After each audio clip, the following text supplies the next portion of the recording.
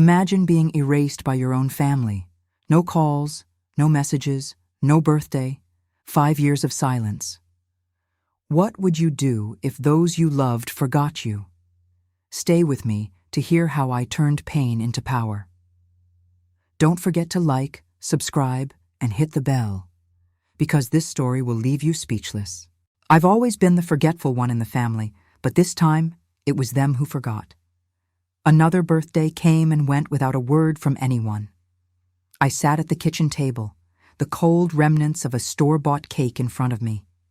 It wasn't the lack of a party that stung. It was the silence that cut deep. 5 years in a row, and not a single card or call to celebrate the day I was born. I've been the pillar of our family, the one who remembers anniversaries, birthdays, and milestones. I plan the surprises, bake the cakes, and send out the reminders. But my own birthday? It was as if it had been wiped from their minds. The hurt was more than I could bear. I've given so much of myself to them, and this was how I was repaid. I stared at my phone, willing it to buzz with a belated message, but it was dead silent. The realization was a slap in the face. I didn't matter to them as much as I thought. It was a bitter pill to swallow, but I knew what I had to do. I had to make them see what it felt like to be forgotten, to feel the sting of my own neglect. This wouldn't be some grand scheme. It would be subtle, a quiet revenge that would speak volumes. I would wait for the perfect moment, the day they least expected it, and then I would strike. I would show them what it meant to be on the outside of family celebrations, to be the one left out in the cold. As I sat there, nursing my wounded pride and a cup of cold coffee, a plan began to form. I would start by dropping hints about inheritances, about the will my parents had left us. I would watch their reactions, gauge their interest, and then I would make my move. It was time they learned a lesson, time they felt the chill of being forgotten. This was my chance to shift the balance, to make them remember me in a way they never had before. It was time for them to understand what it meant to be truly seen and valued by those you love the most. And so, with a heart heavy but determined, I began the planning of my revenge, a revenge that would be as quiet as it was powerful. The days following my birthday were a blur of routine, each moment a stark reminder of their oversight. I went about my duties, a smile pasted on my lips, but inside, a storm brewed. The isolation wasn't just about a missed celebration. It cut to the core of my identity as a mother, a wife, a sister. I found myself questioning the countless nights spent planning family gatherings, the countless mornings waking up early to prepare surprises. Was it all for naught? As I watched my family go about their days, oblivious to the gravity of their actions, I felt a pang of something more profound than mere disappointment. It wasn't the gifts or the attention I craved. It was the acknowledgement. The silent treatment was a slap in the face, a daily reminder that, in their eyes, I was disposable. Each passing day without a word made me feel increasingly invisible, as if my existence held no significance. Yet amidst this turmoil, a strange sense of clarity emerged. I realized I had been giving without receiving, caring without being cared for. I had been so busy ensuring everyone else felt special that I'd neglected my own needs, my own desires. The pain of their forgetfulness was a wake-up call, a harsh light shone on the imbalance of our family dynamics. I had to change this, not just for myself, but for the sake of my own well-being. I deserved to be remembered, to be celebrated, to matter. This realization was my turning point, the moment I decided to shift from a passive participant in my own life to an active shaper of my destiny. It was time to stop being the one who was forgotten and start being the one who made herself unforgettable. With a newfound resolve, I began to plot my course of action. I would not be overlooked any longer. The first step was subtle, a gentle nudge in conversation, a mention of inheritances and family legacies. I watched their reactions closely, noting the flicker of interest in their eyes, the slight shift in their posture. I played the part of the concerned matriarch, inquiring about the family's future, the security of our assets. It was all a facade, a means to an end. I needed them to understand the value of what they'd taken for granted, to feel the absence of what they'd so casually disregarded. My plan was to make them realize the importance of remembering, of celebrating, of cherishing. I would use their own forgetfulness against them, showing them a taste of their own medicine. It wouldn't be malicious or cruel, but it would be a lesson, a stark reminder of what it feels like to be on the receiving end of such negligence. I started to gather documents to review the legalities of inheritance, all while dropping hints about the significance of each family member's birthday. I was meticulous in my planning, ensuring every detail was in place, every contingency considered. I knew it would take time, that I would need to be patient and strategic. But with each passing day, my resolve only strengthened. I was ready to take control of my own narrative to ensure that I would never again be the forgotten one. It was time to turn the tables, to make them remember me in a way they would never forget. As the days unfolded, I dove deep into the world of inheritance law, poring over documents and legal jargon that once seemed as distant as a foreign language. I visited the dusty archives of our family history, unearthing wills and trusts, birthrights, and bequests. My eyes scanned the faded script, my mind absorbing every detail, every nuance that might serve my purpose. I became a detective of my own life, piecing together the puzzle of our family's legacy. I learned about the great-aunt who had left a small fortune, the uncle who had bequeathed a collection of art. I traced the lineage of wealth and property, each discovery fueling my resolve. In the quiet hours of the library, I studied the intricacies of inheritance rights, the legalities of forgotten birthdays. I learned how to wield the power of a well-timed reminder, the weight of a carefully chosen date. I became versed in the language of lawyers, the tactics of the courtroom. All the while, I kept my true intentions close to my chest, revealing only the merest glimpse of my research to my family. I watched as their curiosity piqued as they began to inquire about my newfound interest in our family's financial affairs. I feigned a casual interest, a passing fascination with our heritage, all the while biding my time. With each new piece of knowledge, I felt a surge of power. I was no longer just the woman who was forgotten on her birthday. I was becoming the woman who held the keys to our family's future. And as I gathered my arsenal, I knew that the time was coming when I would use it to make them remember me, to make them understand the sting of being overlooked. With a clear vision of my goal, I began the meticulous preparation. I started by organizing my findings into a coherent narrative, one that would resonate with each family member. I crafted a story that wove through our family's history, highlighting the birthdays of those who had come before us, the milestones we had collectively celebrated, and those we had let slip away into the shadows of forgetfulness. I gathered documents, legal papers, and records, each a piece of the puzzle that was my revenge. I familiarized myself with the dates, the names, and the stories attached to our family's legacy. I wanted to ensure that every detail was accurate, every fact irrefutable. In the evenings, when the house was quiet and the world outside my window was shrouded in the soft glow of twilight, I would spread out my materials across the dining room table. There, under the warm light of a single lamp, I would plot and plan. I would rehearse the conversations in my head, anticipate their reactions, and strategize my moves. I knew that the key to my plan was subtlety. I had to be careful not to arouse suspicion. So, I began to casually bring up topics at dinner, to drop hints in conversations. I spoke of the importance of remembering, of honoring our family's past, and the significance of the dates that marked our lives. I also started to make changes around the house, small but noticeable ones. I hung pictures of family birthdays past, placed books on inheritance law on the coffee table, and even played documentaries on family legacies in the background as we went about our routines. All the while, I was watching them, gauging their interest, noting the flicker of recognition in their eyes. I was planting seeds, and I was patient. I knew that the time would come when these seeds would sprout, when they would bear fruit in the form of remembrance and recognition.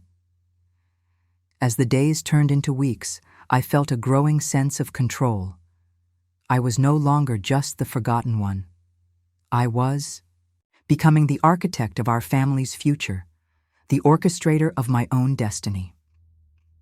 And as I prepared, I felt a quiet determination, a steely resolve to ensure that I would never be forgotten again.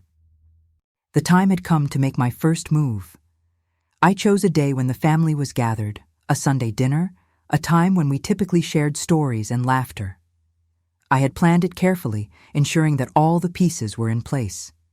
The documents were laid out discreetly on the sideboard, the will and the inheritance papers just within view. As we sat around the table, I began the conversation casually, mentioning an article I'd read about the importance of remembering family birthdays.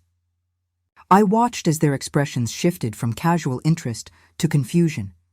I feigned a sigh, a show of disappointment, and mentioned how I'd noticed we hadn't celebrated any of our birthdays recently. Their responses were varied. Some looked away, others tried to deflect, but one thing was clear: they were uncomfortable. I pressed on, asking about the will, about the inheritance, and how we should honor those who came before us. I watched as my husband, Gregory, shifted in his seat, his eyes darting to the documents beside him. I didn't reveal everything, just enough to pique their curiosity. I spoke of the great-aunt's legacy, the uncle's art collection, and how these things should be remembered and respected.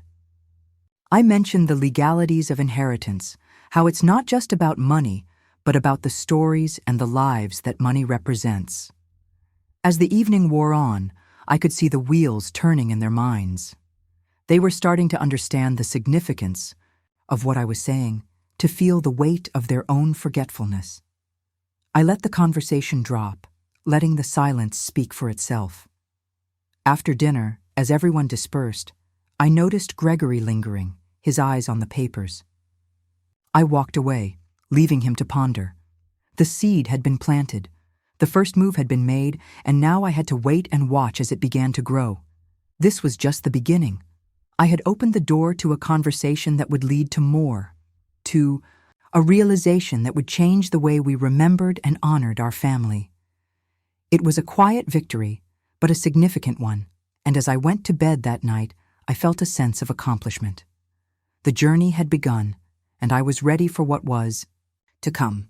The air was thick with tension as I gathered my family in the living room. It was time for the confrontation I had been building towards. I stood before them, the weight of my decision heavy on my shoulders, yet my resolve unwavering. Gregory, my husband, looked at me with a mix of apprehension and curiosity. Our children, Sarah and Michael, exchanged uncertain glances. I began by laying out the facts, my voice steady despite the tremor in my hands. For 5 years, my birthday has passed without a word from any of you. It's not just about the celebration. It's about feeling valued and remembered. Gregory started to speak, his voice defensive. Bianca, it's not that we don't care.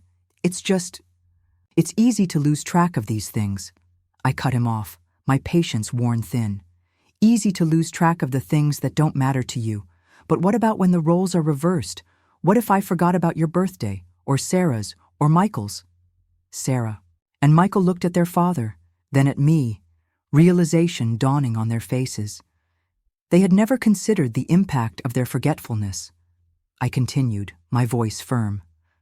I've been researching our family's legacy, our inheritance. It's vast and complex, and it's tied to more than just dates and names. It's about remembering those who came before us, honoring their lives and their contributions to our family. I revealed the documents I had been gathering, the will, the inheritance papers. I watched as realization spread across their faces. the gravity of my words sinking in. Gregory's expression shifted from defensive to guilty. "Bianca, I didn't realize it hurt you this much." Michael spoke up, his voice soft but filled with regret. "Mom, we didn't mean to ignore you. It was thoughtless, and we're sorry." I looked at each of them, my heart aching with a mix of sadness and hope. This isn't about apologies. It's about change. It's about making sure that from now on, we honor each other, remember each other. The room fell silent, the weight of my words hanging in the air. I had confronted them with their oversight, and now it was up to them to decide how to move forward. As I left the room, I felt a sense of relief. The confrontation had been difficult, but necessary. Now the healing could begin. Following the confrontation, a heavy silence settled over our home. The days that followed were filled with an undercurrent of tension and unspoken thoughts. Each family member seemed lost in their own world, grappling with the revelation and its implications. I decided it was time to bring us all to the table to negotiate a new understanding, a new way forward. I invited Gregory, Sarah, and Michael to sit with me in the dining room, the same room where our confrontation had taken place. This time, however, the atmosphere was different. There was a palpable sense of urgency, a need for resolution. I began by laying out my intentions clearly. I didn't want to live in a home filled with resentment and regret. I want us to move forward, to rebuild our relationships on a foundation of respect and remembrance. Gregory, looking genuinely contrite, spoke up. "Bianca, I want that too. I never meant to make you feel unimportant. I guess I got caught up in my own life and lost sight of what truly matters." Sarah and Michael nodded in agreement, their expressions mirroring their father's regret.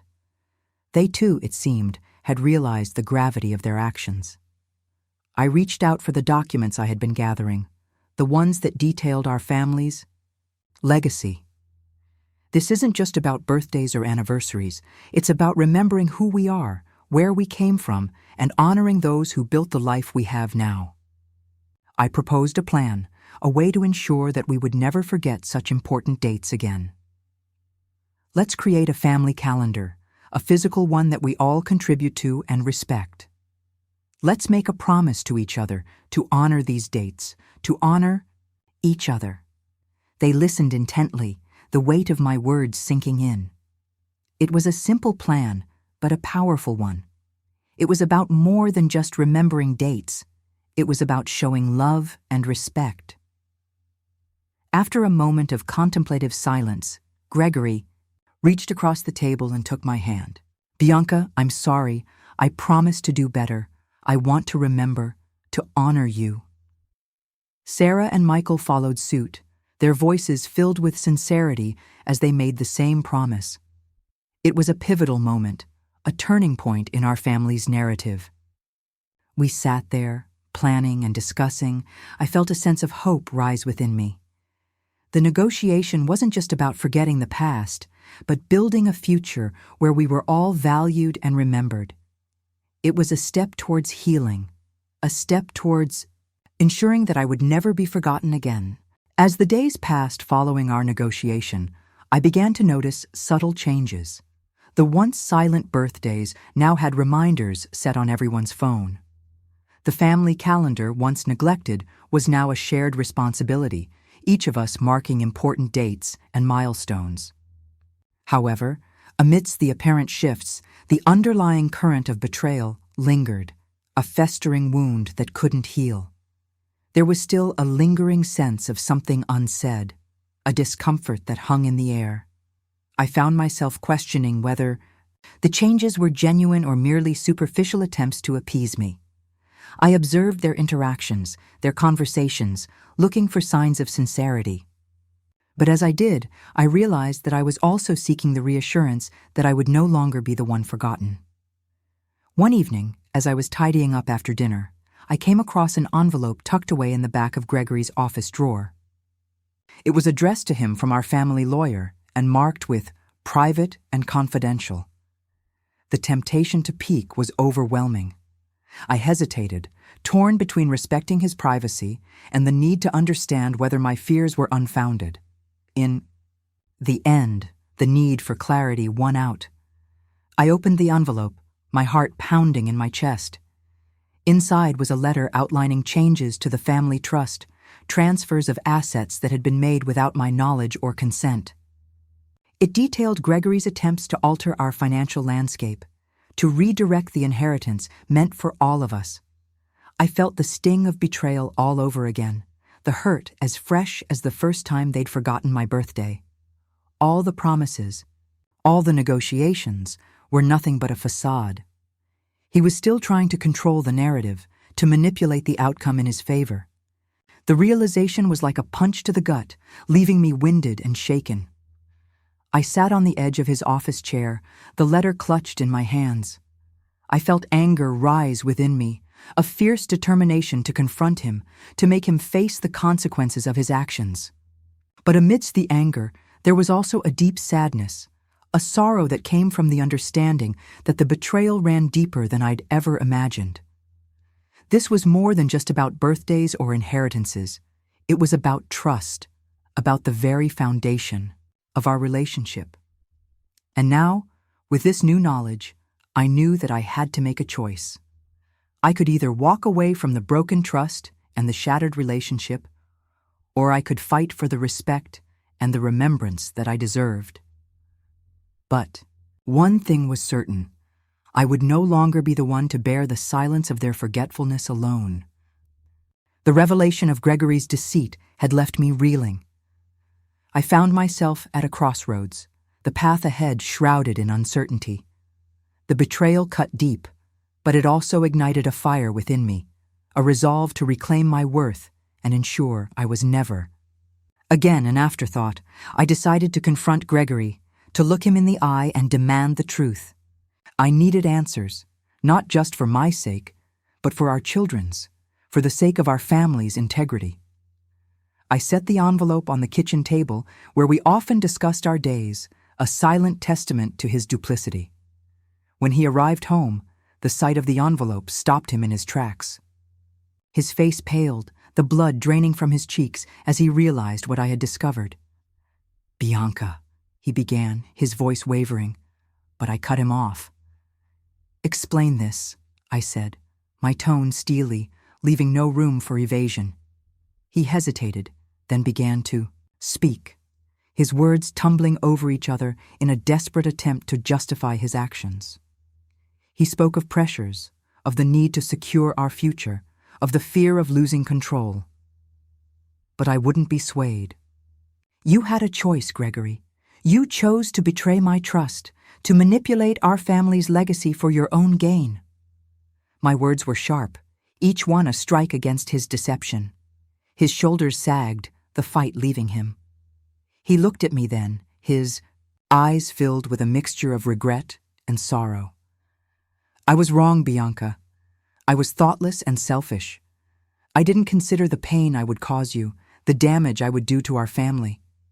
His admission of guilt was a turning point, a moment where our relationship would pivot in a new direction or shatter completely.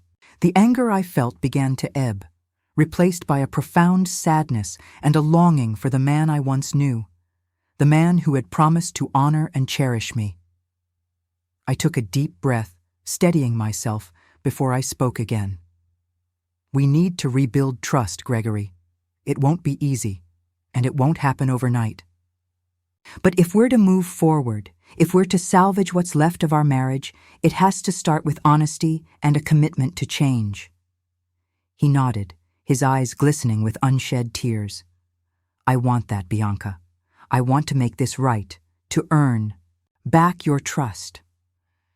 The turning point was painful, filled with the weight of our shattered past. But it was also a moment of clarity, a chance to choose healing over resentment, to opt for unity in the face of division. It was a fragile beginning, but a beginning nonetheless. With the weight of our confrontation behind us, we stood on the precipice of a new beginning. The air was charged with the potential for change, a future that was unwritten and full of possibilities. It was a daunting prospect, rebuilding trust. and redefining our roles within the family, but also an exciting one. Gregory made the first move, presenting a new family calendar, one that he had crafted himself. It was filled with dates and anniversaries, birthdays and milestones, each marked with a small note of significance. He stood before us, his hands slightly trembling as he explained his intentions. "This is my commitment," he said, his voice filled with sincerity, "to remember, to honor, and to cherish." Sarah and Michael, our children, stepped forward then, their eyes shining with a mix of hope and apprehension. They had been silent witnesses to our turmoil, and now they were active participants in our healing. They began to share their own stories, moments they had forgotten or overlooked, and together we began to fill in the gaps of our shared history. I watched as our family gathered around the calendar, each of us contributing to this new narrative. It was a simple act, but profound in its symbolism. We were not just marking dates, we were acknowledging our interconnectedness, our shared journey. In the following weeks, we made a conscious effort to celebrate, to remember, and to honor each other. The forgotten birthdays were now celebrated with warmth and joy. The anniversaries were occasions for reflection and gratitude. It was a slow process, filled with missteps and moments of doubt, but with each passing day, we grew stronger. Found myself letting go of the anger, replacing it with understanding and empathy. Gregory was making an effort, and I saw his genuine remorse, his desire to make amends. It wasn't easy, and there were days when the hurt threatened to resurface, but we navigated these together as a family. This new beginning was fragile, but it was ours to nurture and grow. It was a testament to our resilience, to our capacity to learn from our mistakes, and to emerge stronger. As I watched my family come together, I felt a sense of hope and optimism. We had taken the first steps on a new path, one that promised healing and a future filled with love and remembrance. And so, with each sunrise bringing a new day, we embraced the promise of a fresh start, a chance to rewrite our story, to ensure that no one would ever be forgotten again. It was a new beginning, but it was ours, and we were ready to face whatever the future held together. The weeks following our collective commitment to change were a delicate dance of adjustment and adaptation. Each day was a test of our resolve, a chance to prove our intentions were more than just words. The calendar, once a symbol of our fracture, now stood as a beacon of our renewed unity, its pages filled with the stories and dates that bound us together. Gregory, in particular, was making a visible effort to step up. He initiated conversations about our family's history, showing genuine interest in the stories that had been overshadowed by his own actions. He attended family gatherings with a newfound enthusiasm, his eyes lighting up with pride as he recounted tales of our ancestors. It was as if he was trying to make up for lost time, to immerse himself in the legacy he had nearly let slip away. Sarah and Michael, too, were navigating this new terrain. They were cautious at first, watching their father's actions with a mix of hope and skepticism. But as the days turned into weeks and Gregory's efforts remained consistent, they began to soften. They started engaging more, sharing their own experiences and dreams, slowly rebuilding the bridge of trust between them and their father. I watched this transformation with a mix of emotions.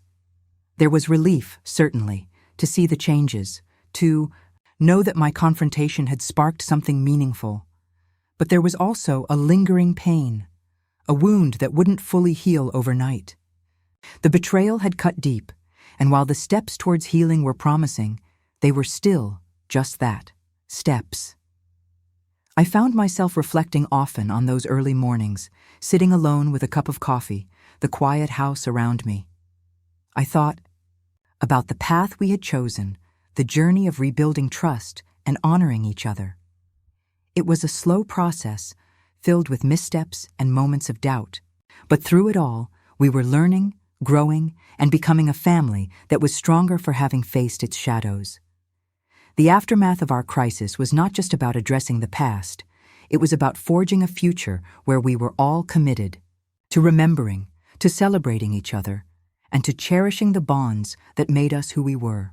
It was a future where birthdays were not just dates on a calendar, but celebrations of life and love, where inheritance was not just about money or property, but about legacy and love.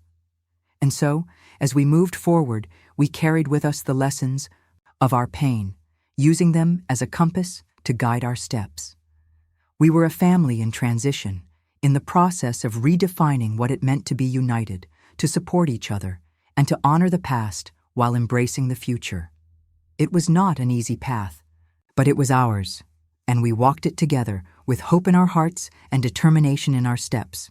As the days unfolded into weeks and then months, the raw edges of our family's wound began to soften.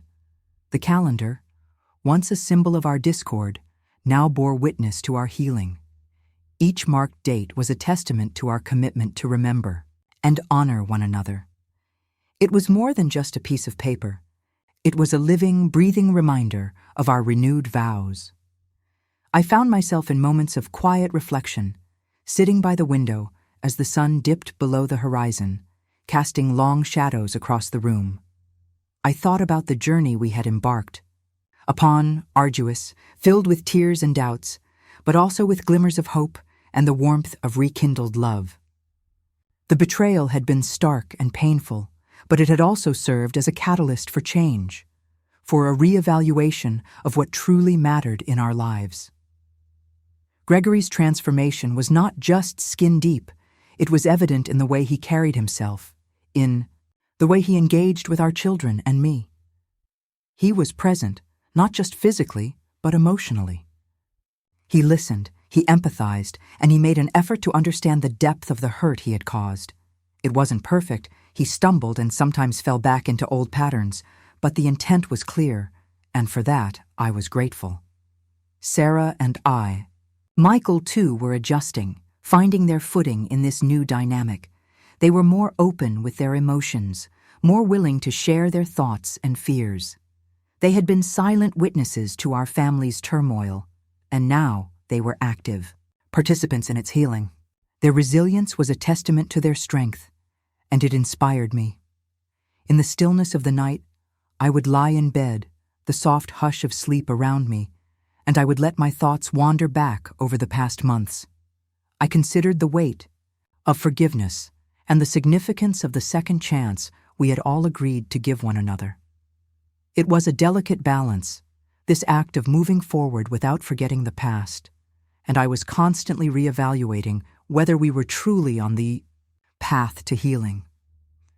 The reflection was bittersweet, a mix of sorrow for the pain we had caused each other and joy for the love that had endured despite it. It was a reminder that families are not just collections of individuals, but intricate webs of relationships, constantly evolving, sometimes fracturing, but with the potential to mend and emerge stronger. As I looked out at the calendar, at the dates that now held a new significance, I felt a sense of peace.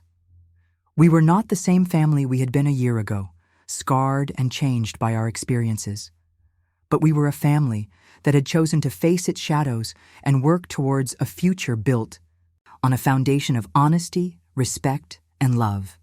And in that realization, I found a sense of hope that was both profound and comforting. With the passage of time, the once sharp edges of our pain began to blur. It wasn't that the hurt had vanished. It was still there, a constant reminder of the betrayal we had endured. But it had transformed, morphing into a force that fueled our resolve to ensure such a wound would never fester again. Our family calendar, once a symbol of our fracture, now stood as a testament to our commitment to each other. Each marked date was not just a reminder of birthdays or anniversaries, but a celebration of our resilience and our collective strength. We had turned a page, not just in the calendar, but in our hearts. Gregory and I sat down one evening, the sun casting a warm glow through the window, and talked. It was a conversation filled with honesty and vulnerability, two qualities that had been in short supply in our relationship. He spoke of his regret, of his realization of the depth of his mistake, and of his determination to be a better partner.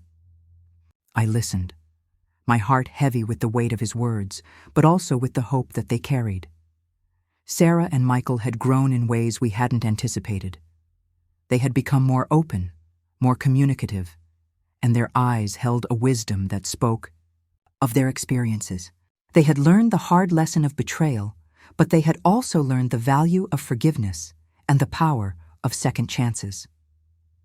I found myself reflecting on my own journey, on the strength it had taken to stand up for myself, to demand the respect I deserved. It hadn't been easy, and there were days when doubt had threatened to overwhelm me. But I had persevered, driven by a need to reclaim my worth and to ensure I was never again the forgotten one. As we moved forward, we carried with us the lessons of our past, using them as a compass to guide our steps.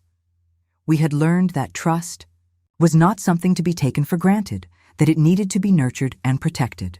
We had learned that forgiveness was a powerful tool, capable of healing wounds that seemed insurmountable.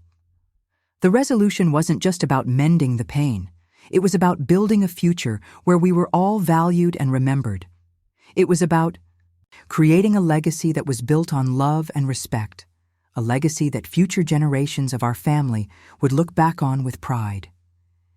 In the quiet moments of the night, I would look at the calendar, at the dates that now held joy and laughter, and I would feel a sense of peace.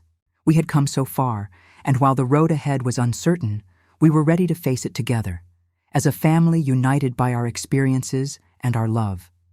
And so, with each sunrise bringing a new day, we embraced the promise of a future where we would never forget to honor each other, where each birthday, each anniversary would be a celebration of life and love.